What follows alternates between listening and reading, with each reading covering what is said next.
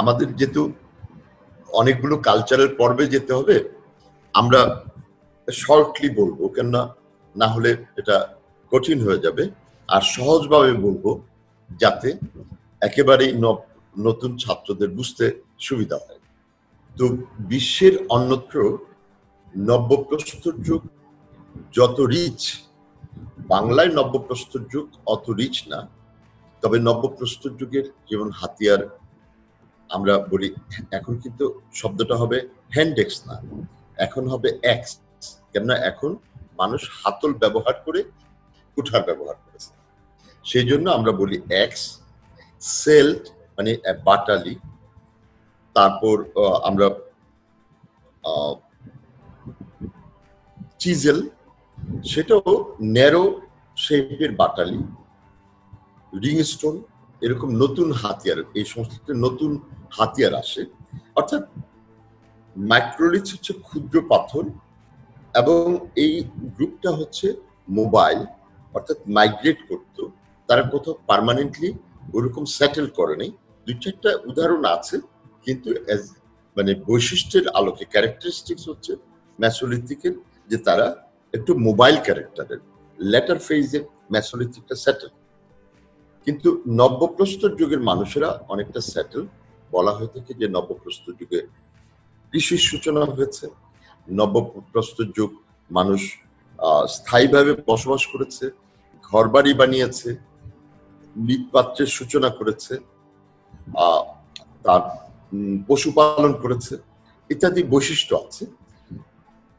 কিন্তু বাংলার ক্ষেত্রে এসে আমরা খুবই এই রার অঞ্চলে সামান্য কিছু মৃৎপাত্র পেয়েছি। রেস্ট অব দ্য এরিয়াতে, এই যে বাংলাদেশে বা দার্জিলিং হিমালয় বা রার অঞ্চলের সর্বত্রই, দু একটা জায়গা ছাড়া সর্বত্রই কিন্তু আমরা কোথাও আর মৃৎপাত্র পাই। এখন ঘরবাড়িও কিন্তু নব্যপ্রস্তর যুগে পাই না। আমরা একথাও বলতে পারবো না যে ডোমেস্টিকেশন এবং কৃষির কোনো নিদর্শন এই যুগ থেকে আমাদের এই অঞ্চল থেকে এসেছে।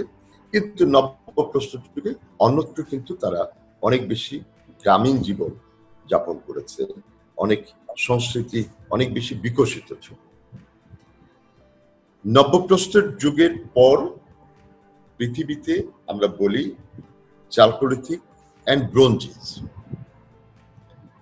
এখন আমাদের দেশের এই নব্যপ্রস্তর যুগ কত সাল এটা যদি ধরি, এক্সাক্ট তো কোথাও ডেট করা যায় না, তবে ওয়েস্ট বেঙ্গল কনটেক্সট, বিহারের কনটেক্সট এবং ত্রিপুরার কনটেক্সট, মেঘালয়, আসাম কনটেক্সট বিচার করে এটা রেঞ্জ হচ্ছে প্রায় 1800 বিসি থেকে শুরু করে 3000 বিসি থেকে শুরু করে প্রায় 1500 বিসি পর্যন্ত সম্ভবত এই নব্যপ্রস্তর যুগটা এখানে সাস্টেন করেছিল। আবার যদি ওয়াড়ি-বটেশ্বর, ওদিকে বানগড় এক্সকাভেশন আমরা নব্যপ্রস্তর যুগের হাতিয়ার পেয়েছি, এই কনটেক্সটটাকে বিচার করি, তাহলে আমরা 2nd 3rd সেঞ্চুরি বিসি পর্যন্ত এই নব্যপ্রস্তর যুগের হাতিয়ার ব্যবহৃত হয়েছিল, এটাও আমরা কনসিডার করতে পারি।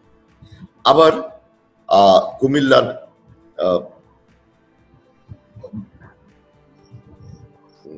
শালবন বিহারের এক্সকাভেশনটাকে যদি আমরা কনসিডার করি, এখানে দেখি যে এই এক্সকাভেশনও বেশ কিছু নব্যপ্রস্তর যুগের হাতিয়ার তারা পেয়েছে।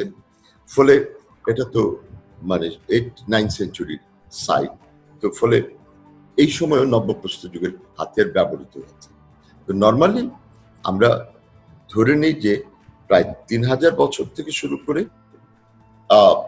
2nd 3rd সেঞ্চুরি বিসি পর্যন্ত নব্যপ্রস্তর যুগের পিরিয়ডটাকে এক্সটেন্ড করতে পারি।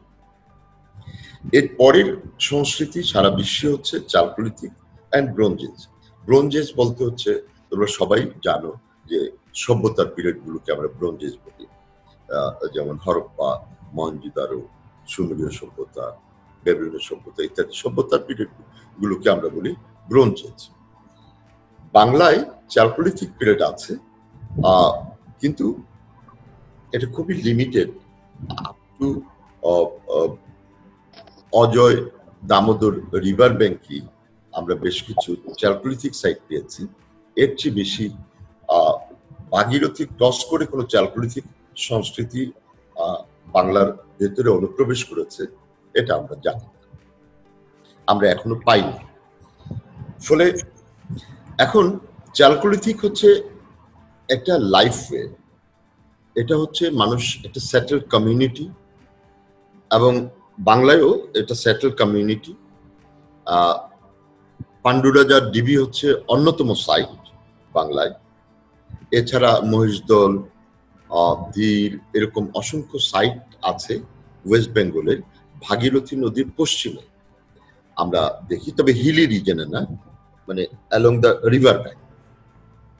এবং আমরা দেখি যে এই সময় একটা ভিন্ন জীবন চরিত্র বা জীবন যাত্রা শুরু হয়েছে। মানুষ এখন পার্মানেন্টলি বসবাস করেছে নানা গুচ্ছে নদীর তীরবর্তী অঞ্চল দিয়ে। তারা মৃৎপাত্র তৈরি করেছে নানা টাইপের, নানা রঙের, বিভিন্ন প্রয়োজনে, যেমন কোনটা রান্নার জন্য, কোনটা খাওয়ার জন্য, হাড়ি, প্লেট ইত্যাদি করেছে, বা কোনটা স্টোরেজের জন্য। ফলে মৃৎপাত্রের সূচনা করেছে বাংলার এই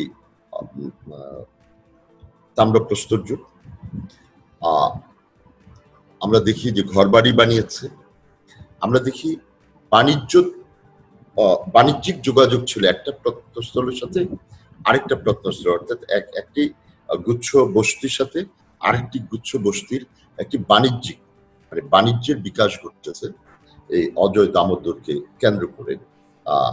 এই সংস্কৃতিটা বিকশিত হয়েছে এবং বাংলার first agricultural community with evidence আমরা বলতে পারি। এখানে আরেকটি বিষয় একটু পরিষ্কার হওয়া প্রয়োজন, এটা যেটা বাংলার একেবারেই নিজস্ব, সেটা হচ্ছে বাঙালি কিন্তু সিদ্ধ চাল খায়। বাংলার বাইরে আমরা যদি উত্তরপ্রদেশ, পশ্চিম দিকে যাই, মধ্যপ্রদেশ, মহারাষ্ট্র, সাউথ ইন্ডিয়া বা আরো পশ্চিমে পাকিস্তান পর্যন্ত যাই, সবাই কিন্তু আতপ চাল খায়।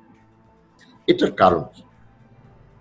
এর মূল কারণ হচ্ছে বাংলার ক্লাইমেটটা হচ্ছে হিউমিড, এবং এই যে আমাদের যে ফসলগুলো তৈরি হয়েছে, এই ফসলগুলো এই আষাঢ়, শ্রাবণ, ভাদ্রের বৃষ্টিতে পোকা হয়ে যায়।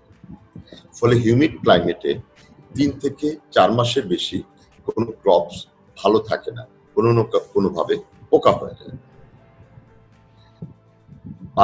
বাংলার মানুষেরা এই যে কৃষিজীবী, এই যে তাম্রপ্রস্তর যুগ, এই যে পান্ডুরাজা ডিবি, মহিষদল ইত্যাদি সাইট, এই সাইটগুলোতে যে আমরা ধান পেয়েছি, এগুলো হচ্ছে বয়েলড রাইস, সিদ্ধ চাল। এখন সিদ্ধ করে তার ময়েশ্চারটা সরিয়ে দেওয়া এবং ময়েশ্চারটা সরিয়ে এই চালটাকে 3 মাসের জায়গায় 6 মাস, 1 বছর প্রিজার্ভ করার এই যে টেকনিক, এই টেকনিকটা কিন্তু তাম্রপ্রস্তর যুগের মানুষেরা আজ থেকে মানে 1200 BC, আজ থেকে ধরি 3200 ইয়ার্স আগে এই পান্ডুরাজা ডিবি, মহিষদল এই অঞ্চলের মানুষেরা এই টেকনিকটা শিখেছে এবং তারা গোলা বানিয়েছিল স্টোর করার জন্য। তো আমি আর পরের অংশে আর না যাই, তো আমরা প্রশ্ন উত্তর পর্বে যাই, কোথাও যদি কোনো সংকট হয়ে থাকে। আর আমি চেষ্টা করেছি এটা আমার একেবারেই যারা নতুন তাদের জন্য সহজ করে লেকচারটা দেয়া, কঠিন করে নয়, অনেকগুলো সাল মেনশন করে নয়, বা অনেক বিষয় মেনশন করে নয়। তো আশা করি সবাই, যারা আমার প্রাক্তন স্টুডেন্ট আছো, যারা স্কলার আছে, টিচিং প্রফেশনে আছো, তোমরা আমাকে ভুল বুঝবে না, একেবারে নতুনদের জন্য সহজ করে লেকচারটা তৈরি করছি। মানে এই ধন্যবাদ সবাইকে। প্রশ্ন যদি থাকে।